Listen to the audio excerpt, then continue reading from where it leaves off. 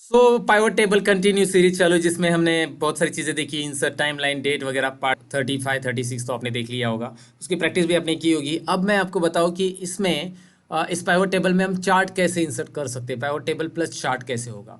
तो मैंने इस डेटा को तो ऑलरेडी सिलेक्ट किया है, आपको पता है। और शॉर्टकट की तो आपको पता है, Alt N V data pivot table insert करने के लिए। लेकिन पाइवट टेबल नहीं, हम इंसर्ट में जाकर यहाँ पे पाइवट चार्ट या पिवोट चार्ट जिसे हम बोलते हैं वो इंसर्ट करेंगे। यहाँ पे आपको ऑप्शन दिखाई दे रहा है, इंसर्ट के अंदर ये पाइवट चार्ट है।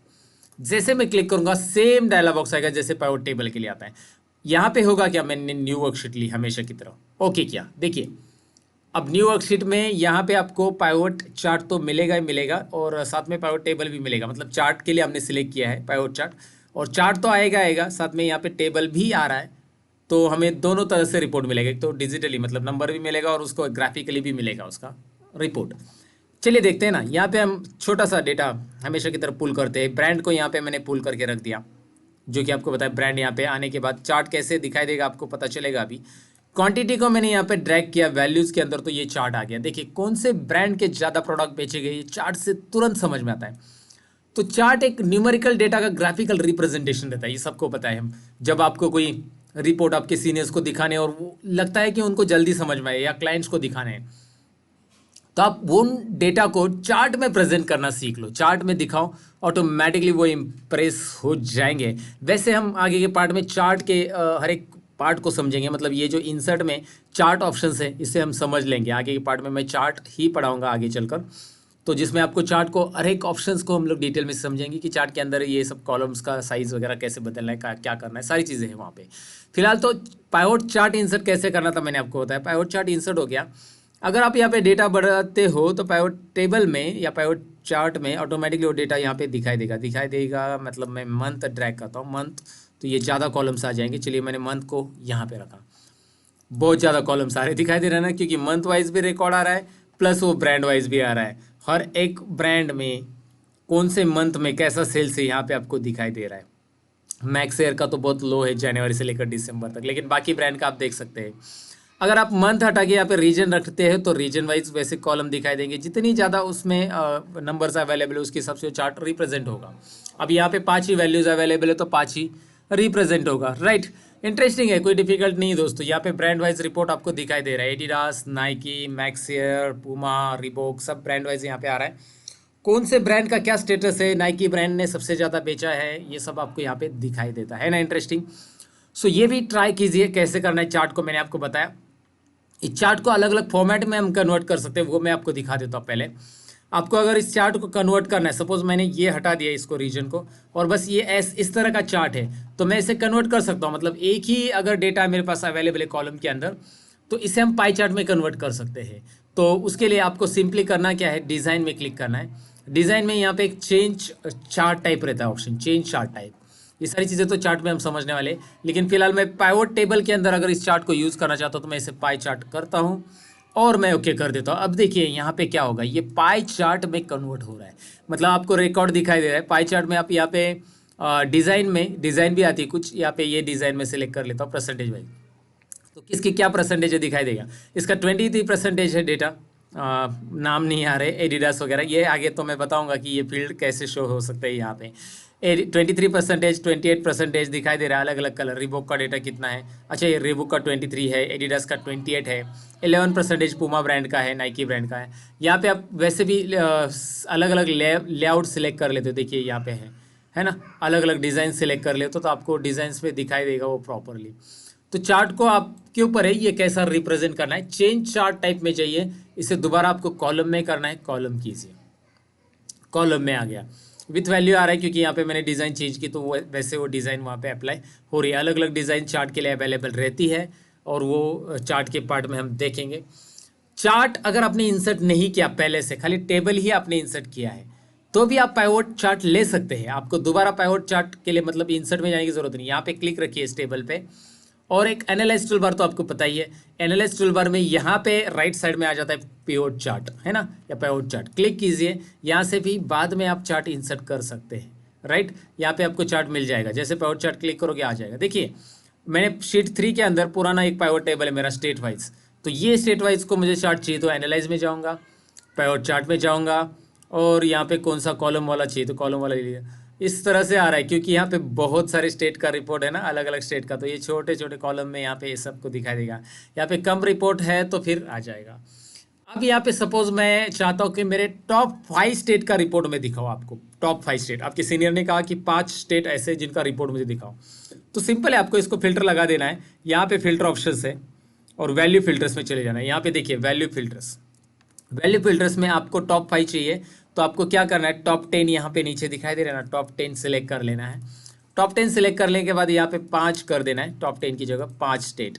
तो ऐसे स्टेट का रिकॉर्ड आ जाएगा जो टॉप 5 है। तो यहाँ पे चार्ट भी चेंज हो गया, दिखाई दे रहा है। सो स्टेट है नहीं, मैंने सिटी ड्रैग कर लिया यार, हमने ये देखा ही नहीं, वहाँ पे सिटी ड्रैग किया था, मैं स्टेट ही बोल रहा हूँ और स्टेट बोले जा रहा हूँ। स्टेट नहीं, सिटी, सिटी नहीं स्टेट चाहिए मुझे, इस सिटी को हटा देते हैं हम।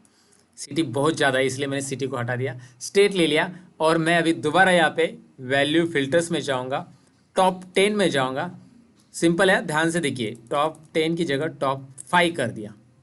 Now let's have look this. Bihar में सबसे ज़्यादा प्रोडक्ट हमारे बेचे गए हैं, गुजरात है, नहीं गुजरात नहीं, महाराष्ट्र 2 नंबर पे है। देन आगे इस तरह से चार्ट में आपको दिखाई दे रहा है। आप इसे दोबारा एनालाइज, चेंज पाइवट चार्ट में जाकर, एनालाइज नहीं sorry, design, change pivot chart, इसे आप अलग अलग लाइन चार्ट में कन्वर्ट करके रख सकते हैं, पाई चार्ट में, बार चार्ट में, बार मतलब हॉरिजेंटल आएगा, आप इसे कन्वर्ट कर सकते हैं। ट्राई कीजिएगा इस पाइवट चार्ट को इस तरह से अप्लाई करने का। पाइवट चार्ट तो हमने देख लिया, लेकिन एनालाइज में कुछ ऑप्शंस बाकी है जो कि हमें यहाँ पे सीखने हैं। पाइवट चार्ट बहुत सिंपल है अप्लाई करना, ये तो आपको समझ में है। अब इस चार्ट को हमने जान लिया किस तरह से करना है, लेकिन अगर ये जो डेटा है, इस डेटा में यहाँ पे ये आपको पता है कि इसका सोर्स ये है। अब सोर्स आपको कम करना है, सोर्स में कुछ कॉलम हटा देने हैं, घटाने हैं कुछ कॉलम, तो वो भी आप कर सकते हैं। वो कैसे मैं आपको बताता हूँ। या फिर कॉलम बढ़ाने हैं सोर्स के अंदर, सोर्स के अंदर इतने कॉलम है और एक और कॉलम आपने ऐड कर दिए यहाँ पे, तो वो भी पाइवट टेबल में ऐड हो जाए। आपको लगता है यहाँ पे कुछ अमाउंट या टोटल करके मैंने कॉलम ऐड कर दिया, तो ये भी कॉलम ऐड हो जाए पाइवट टेबल में, जो कि पहले नहीं है। तो ये पाइवट टेबल हमारा है। आप यहाँ पे कर्सर रखिए, एनालाइज में जाइए। एनालाइज में एक ऑप्शन है दोस्तों जिसका नाम है चेंज डेटा सोर्स, इस पर क्लिक कीजिए। चेंज डेटा सोर्स, वो आपको पूछेगा अभी कि डेटा सोर्स आपका बड़ा है या कम हो गया है। तो आप यहाँ पे दिखाई दे रहा है आपका पार्ट 33 इस शीट में आप आ चुके हैं। इस शीट को आप यहाँ पे बढ़ा सकते हैं, मतलब आप यहाँ पे टोटल कॉलम को भी ऐड कर सकते हैं दोस्तों, राइट। सो ये इंटरेस्टिंग है, आप टोटल कॉलम को भी यहाँ पे ऐड कर सकते हैं। ओके कर देना है सिंपली, यहाँ पे ये टोटल कॉलम भी ऐड हो जाएगा। मतलब आपको यहाँ पे ड्रैग करना है ऐसे, सिलेक्शन मैं नहीं कर रहा हूँ, लेकिन आपको बता रहा हूँ कि यहाँ पे आप कॉलम ऐड कर सकते हैं। आई की जगह यहाँ पे सॉरी जे की जगह यहाँ पे के कॉलम भी आप ऐड कर सकते हैं सिंपली। तो ये सारी चीज़ें होने के बाद आपको करना क्या है मैं आपको बताता हूँ। ये होने के बाद ओके कर दो, यहाँ पे आपको दिखाई देगा एक्स्ट्रा कॉलम। सो एनालाइज में चेंज डेटा सोर्स क्या काम का, ये आपको समझ में आया। रिफ्रेश तो मैंने पहले ही बताया। ये फील्ड लिस्ट अगर नहीं है तो उसे यहाँ पे क्लिक करो, एनालाइज टैब में ही यहाँ पे क्लिक करो, फील्ड लिस्ट ऑन हो जाती है। इस फील्ड लिस्ट में सेटिंग्स भी है कि ये फील्ड लिस्ट कैसे दिखाई दे, ये भी मैं आपको बताना चाहूँगा। पाइवट टेबल के अंदर ये फील्ड लिस्ट ऐसे भी दिखा सकते हैं आप, और ये फील्ड लिस्ट आप इसके जगह आप दूसरे तरीके से भी दिखा सकते हैं। मैं आपको दिखाता हूँ। सपोज यहाँ पे मैं सॉरी मैंने यहाँ पे नहीं, यहाँ पे क्लिक करना है अभी आपको, और यहाँ पे क्लिक करने के बाद इस फील्ड लिस्ट को आप इस तरह से भी दिखा सकते हैं। लेकिन मैं रिकमेंड करूँगा ये पहला वाला जो ऑप्शन है वही आप रखिएगा इस फील्ड लिस्ट को शो करने के लिए, राइट। सो फील्ड लिस्ट को आप इस तरह से भी दिखा सकते हैं। हाइड एंड ऐड करना है, यहाँ पे प्लस बटन्स ऐड करने नहीं करने उसके ऊपर है सब। फील्ड लिस्ट में फील्ड हेडर भी ऐड करने, यहाँ पे देखिए अगर ये प्लस माइनस बटन मैं गायब करता हूँ तो ये जो होता है ना एक्सपांड बटन्स, ये मैंने पहले ही बताया था। जब आप यहाँ पे एक के नीचे एक चीज़ें डालते हो तो यहाँ पे प्लस माइनस बटन आ जाते हैं। ये जो बटन आ रहा है ना यहाँ पे, जैसे क्वांटिटी नहीं ड्रैग करना है, स्टेट को ड्रैग करना है इसके नीचे। अब आपको दिखाई देगा यहाँ पे ये आ रहा है माइनस बटन, दिखाई दे रहा है माइनस माइनस, तो ये बटन यहाँ से आप गायब कर सकते हैं। यहाँ पे देखिए प्लस माइनस बटन गायब, शो गायब, show, right. Field list, field headers गायब हो जाएंगे। देखिए रो लेबल्स वाला हेडर है वो गायब हो गया। आप यहाँ पे आपका खुद का हेडर भी टाइप कर सकते हैं वैसे। तो ये सारी चीज़ें हैं, यहाँ पे आपको समझ में आया होगा। लेकिन पाइवट टेबल में एक और चीज़ रह गई है जो कि यहाँ पे मैं आपको बताऊँ, रिकमेंडेड पाइवट टेबल से। रिकमेंडेड पाइवट टेबल मतलब क्या, अगर आपका डेटा सिलेक्टेड किया आपने, कंट्रोल ए कीजिए और फिर आप सॉरी आपके पास ऑलरेडी डेटा है यहाँ पे, और मैं क्या करता हूँ इसी पाइवट टेबल पे ले लो, शीट 3 के या 4 के पाइवट टेबल पे ले लो।